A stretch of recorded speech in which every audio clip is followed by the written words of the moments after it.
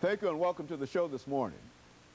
The topic this morning is religion in public life. And of course, we have with us to talk about religion and public life, Dr. LBaldwin. Dr. LBaldwin is in the Department of Religious Studies at Vanderbilt University.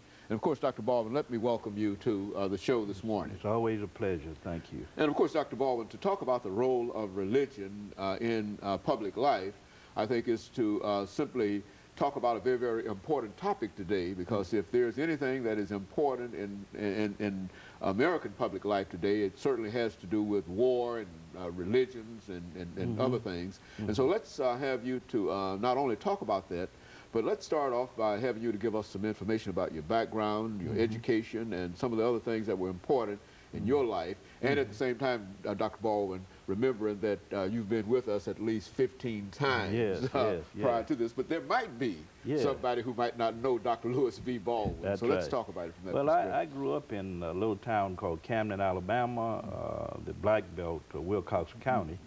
I finished high school there in 1967, Camden Academy High School. I then matriculated at Talladega College in Talladega, Alabama. And I received a BA in history in 1971 from Talladega. And from there, I went to Crozer Theological Seminary, which by 1971 had relocated, had moved rather from Chester, Pennsylvania to Rochester, New York. And I received the MA in Black Church Studies in 1973, the MDiv with a Master of Divinity in Theology, 1975. And from there to Northwestern University, where I pursued the PhD in the history of religions, receiving that particular degree in 1980. And I have deep roots in the church, and much of my life has been devoted to teaching, as you well know, and also scholarship on the church and the role of the church in public life, which is the topic that we are dealing with today. Very good. And of course, Dr. Baldwin, let's look at the role of the church in public life.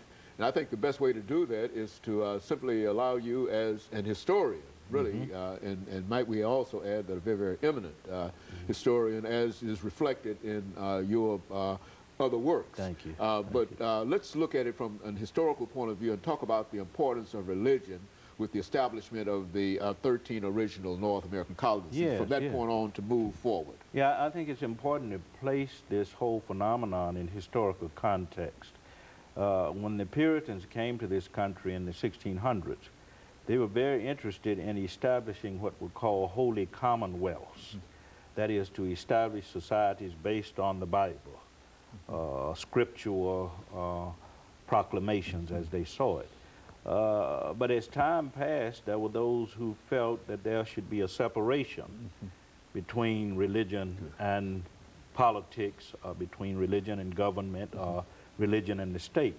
So the founding fathers in the 1700s, the late 1700s, of course, wrote into the Constitution the principle of voluntarism, which of course separates church and state. But there were always those who felt that church and state should be coextensive, that they should be extensions of each other.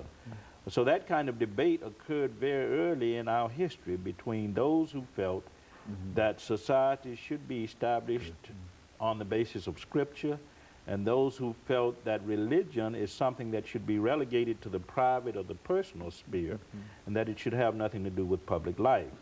As it turned out, and I think this was quite wise on the part of our founding fathers, was to establish this principle of separation of church and state, so that the government would not have a role in coercing people to embrace a particular religion, or that government support for religion would be rejected. So we're dealing with that same issue now. It's been a historic phenomenon, as I said. Today we're talking about, we're debating, a lot of us, the role of religion in the public arena. Should religion have a role in public life, or is it something that's private, or should be relegated to the private sphere? Very good. And of course, Dr. Baldwin, what we'd like to do, and we're going to take a break within the next 45 seconds.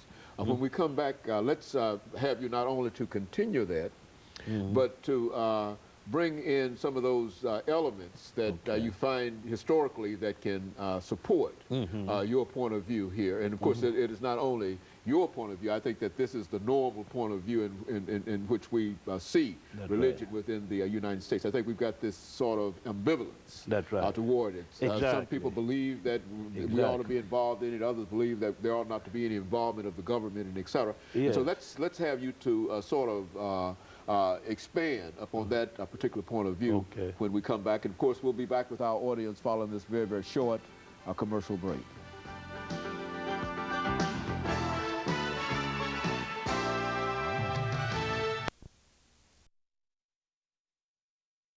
The topic is the role